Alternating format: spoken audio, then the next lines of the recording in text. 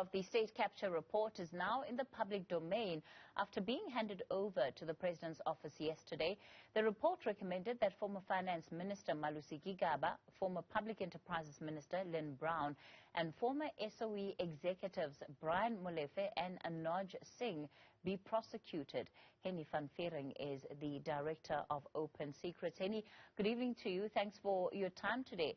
Of course, part of what this second part of the report does is that it really helps to centralize the role of state capture at state entities like Transnet and Denel. And it's actually quite devastating to see how a company like Denel, which today is on its knees, can barely pay its employees their salaries, was used as part of this process of looting, and ultimately how it was brought to its knees. Kathy, good evening. Thank you. Indeed, I think when, as you say, when one looks at state-owned arms company Denel, and in fact all of the state-owned enterprises, it's an important lens that the Commission uses to say, we're looking at last time around in the first report, particularly at the role of amongst others, South African Airways and SARS, the revenue service. This time around, it's Transnet and Denel that we're focusing on, and the consequences of state capture are real. I mean, if you look at this report, although the report speaks, I think, far too little to it, as part of the criticism, I would argue, is the consequences not only of a company like Denel, a state-owned company that it's on its knees, but that there are workers, employees, who are either not being paid, so they haven't received money for months, and many others who've been laid off or potentially could have been employed, who have suffered the consequences, and of course the economic costs, not only from Denel, but more importantly from Transnet, which is such a driver in our economy, the ability to move goods around the country, and the attempts to destroy Transnet in a process of extracting gain by these politicians and corporations and others, meant that there was a drag on the economy, and we haven't created the jobs that are needed. So ultimately, there's a deep human cost to state capture, and I think this second volume of the report by the Zondo Commission really lays bare the extent of the individuals, if you like, who've really been part and profited from state capture thus far. I want us to look at an entity like Transnet, because it is described in this report as being one of the key scenes, one of the primary sites, effectively, of state capture. Yeah, absolutely. I think Transnet is central. You know, Kathy, in your opener, you were talking about Denel, and obviously we see the former Minister Lynne Brown's fingerprints there of effectively enabling a process of the Gupta companies attempting to capture Denel and take control of it to benefit themselves, and we presume the Zuma and other networks around them, those of former President Jacob Zuma. But certainly in terms of Transnet, I think they're the names of people like Brian Molefe, Malusi Gibaba, the former Minister of Public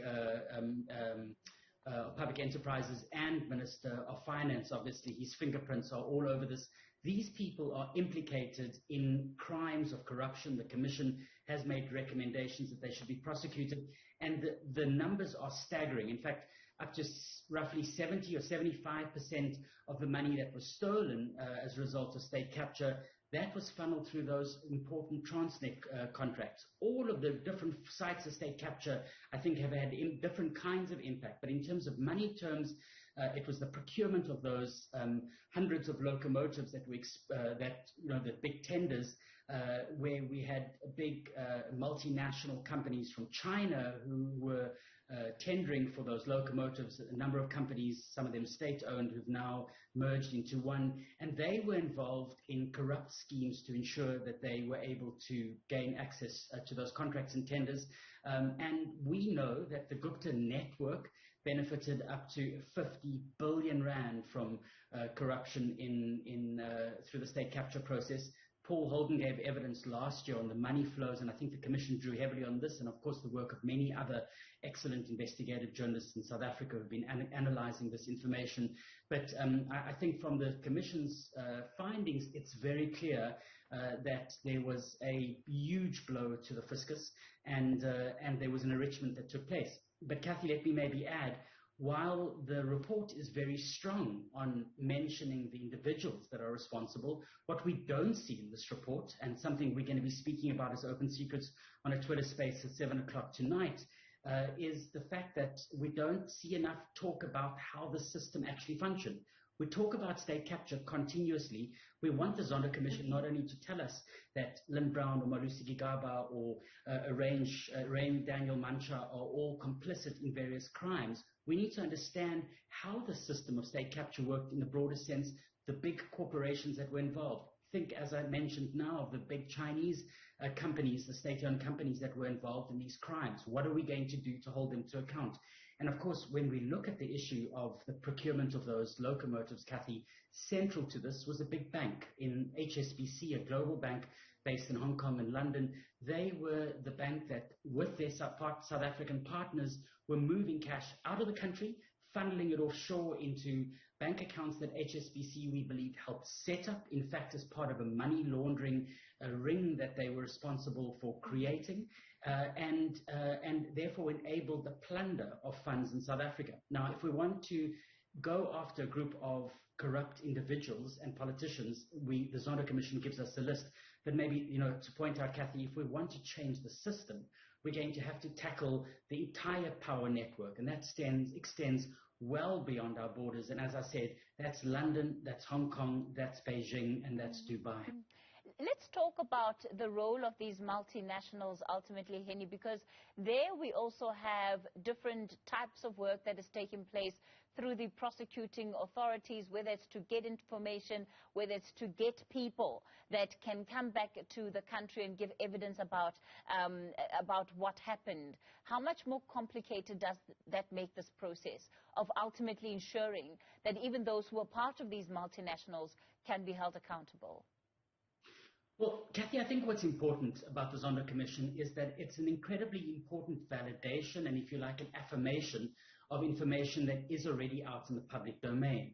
When we look at what's happened at Transnet, so much of this has been revealed through reports that government entities, National Treasury and others had already commissioned to find out exactly what's happened. And we've already seen Transnet making the first moves, at least to try and claw back some of the money that was involved in state capture. So I don't think that we see in this report a new host of names that are listed or a big revelation. If anything, it's telling us that what you thought was bad, it's pretty much that. And obviously the judge has applied his mind to it, Deputy Chief Justice Zondo. So I think in that sense it's an important affirmation. When we look at the role of the National Prosecuting Authority, it has had access to this information for some time. Now the pressure is on in terms of accountability. And Kathy, I think we would argue from our side at Open Secrets that goes in a couple of ways.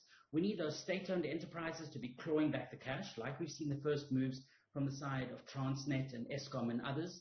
If those are through potential private prosecutions, that they should be allowed to proceed with, and holding the board members to account that were responsible for making those corrupt decisions. That's, I think, the one process. But we would equally argue that what needs to happen from the side of the National Prosecuting Authority, it has this information at its disposal. We need to see criminal prosecutions, and we need to see them quickly. We haven't had any signal from Advocate Shamala Batoy as to how that's going to work. There was scrambling that took place when the first report was released, now over 4 weeks ago, Kathy, where the National Prosecuting Authority spoke about setting in place a task team. How they're going to do that and how they're going to be effective in prosecutions is not yet clear, and that's the action we need to see. Hennie, let's leave it there for today. Hennie van Vuuren, the Director of Open Secrets.